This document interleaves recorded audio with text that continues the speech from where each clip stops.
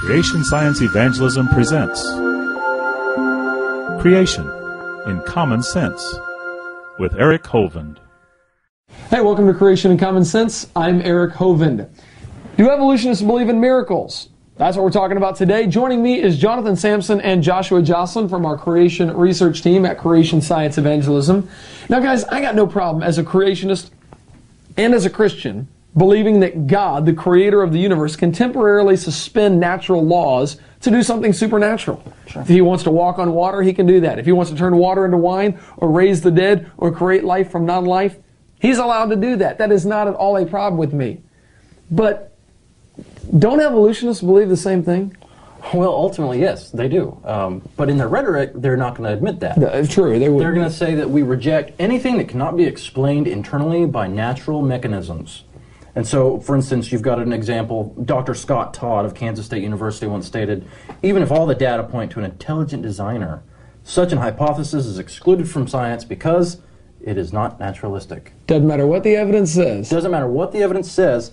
Even if all of the evidence points to a designer, they're still going to reject that because, well, it can't be explained by natural or internal mechanisms. Wow. But they have their own miracles. It does. This really demonstrates that they're not basing their worldview on observed science. True. As he said, even if all the data pointed towards this, we're going to reject that. They're not based on observed science. They have miracles like the idea that, given enough time, nature and natural occurrences could turn an amphibian into a reptile, or that any animal can undergo vertical change, not necessarily variations, like different colored lizards or different type of dogs. But literally changing from one kind to another kind. But actually changing vertically to another type of animal. This is absolutely absurd. You know, I really like the way that Dave Schock had put it when he said that evolutionists depend on assumptions as, quote, magical mantras that theorists invoke when they cannot come up with a viable scientific answer to evolutionary problems. So true. That quote, by the way, from the assumptions behind the evolutionary theory. Yes, this is a shameless plug for the book, available at drdino.com. Great read, by the way. Great read. So they do. They're welcome to believe that. But they need to understand that's all they're doing is they are believing that. That's not where science is pointing us to. It's a miracle. And there's many miracles or assumptions in evolution. For instance, proponents of the Big Bang will tell you that dust particles and gases can be compressed together without an intervening mechanism. All on their own they'll do this. But this flies in the face of all well-known science. Exactly. That doesn't go with what we see. Boyle's gas law says no. And this was a long time ago, by the way. Boyle's gas law has been established for a while, and it says no. Matter or dust or energy, gas can't be compressed without an intervening mechanism.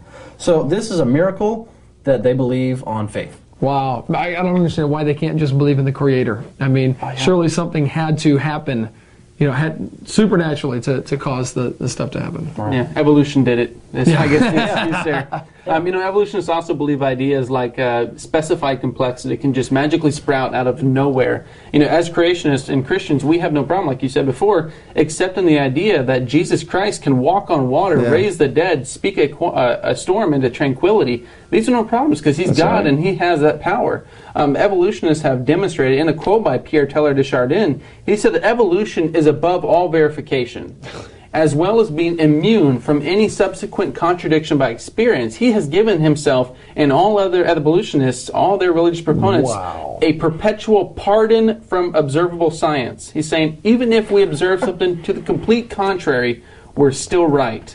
You talk about sticking your head in the sand. I mean, close-mindedness. Unbelievable. Wow. Well, unbelievable. The funny thing is that we both, evolutionists and Christian creationists, we both accept miracles. That's true. They won't admit it. David Schock had another great quote on page 90 of this edition.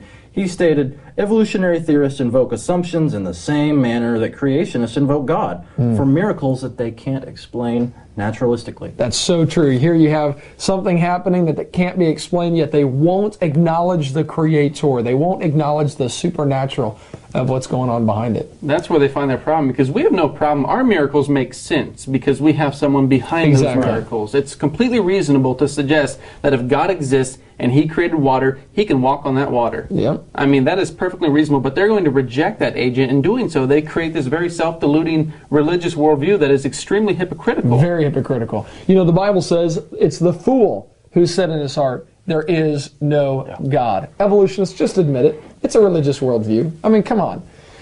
Hey, that's it for this edition of Creation in Common Sense. We hope you will always use creation science for evangelism. God bless.